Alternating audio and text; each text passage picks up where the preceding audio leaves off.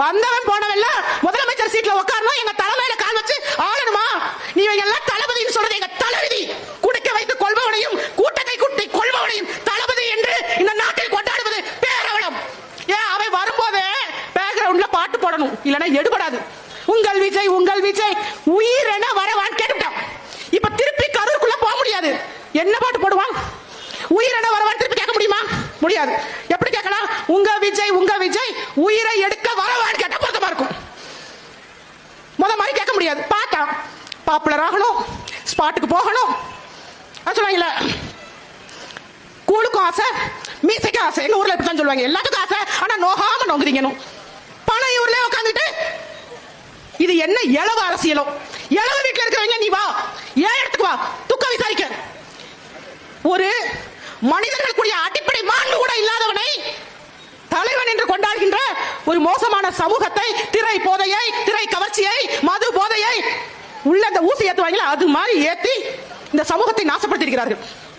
இந்த ரெண்டு தளபதி யாருன்னா, ஒருத்தர் அப்பவே, இது யார் ஸ்டேட்மெண்ட் இல்ல, முதலமைச்சர் மு.க. ஸ்டாலின் ஸ்டேட்மெண்ட். எங்க அப்பா இருக்கும்போது நான் கடைக்கு போகும்போது அண்ணா காசு கொடுத்தாரு, அவர்கிட்ட 50 பைசா ஆட்டை போட்டேனாரு. ஒருத்தர் எங்க ட்ரைனிங், ஆட்டை போடுற ட்ரைனிங் அண்ணாட்டையா ஆரம்பிச்சிருக்காங்க. பாத்துக்கங்க, தீட்டின மரத்துல கூறு பார்த்திருக்காங்க.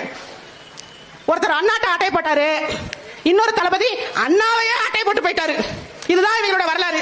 இவங்க ரொம்ப விளக்கெல்லாம் சொல்லணும்னு அவசியம் இல்ல. நெல்லு மூட்டையில புல்லு முளைச்சாலும் சரி, இல்ல புல்லுல நெல்லு முளைச்சாலும் சரி, இவங்க எதையும் செவிசாச்சு கேட்க போறது இல்ல. இன்னைக்கு வந்து எடப்பாடி நிக்கும் போது அவர்கிட்ட போய் என்னமோ அவர் உங்களுக்கு தீர்வு சொல்லிற மாதிரி அவர்கிட்ட போய், ஐயா பாத்தீங்களா நெல்லுல புல்லு முளைச்சுன்னு காட்டுறீங்க. அந்த ஆள் ஒழுங்கா இருந்திருந்தா இந்த ஆளியா வரான். இந்த பேய் சரியா இருந்தா இந்த பிசாசு போய் சிக்க வேண்டியதே இல்லையே. எதுக்கு வரா? இப்ப மறுபடியும் இவன் தெரியல அவங்க கம்ப்ளைண்ட். இங்க ஒரு வேளாண் விஞ்ஞானி இருக்கிறார், அவர் பேர் எம்.ஆர்.கே. பன்னீர்செல்வம்.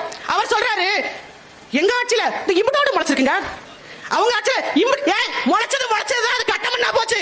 அது உனக்கு இவன் பெருசா, அவன் அடிச்சது கொஞ்சம் தாங்க, நான் நிறைய அடிச்சு வச்சிருக்கேன்னு விளக்கம் கொடுக்குறாங்க. இந்த இடத்துல இனியும் நாம இருக்கணுமா?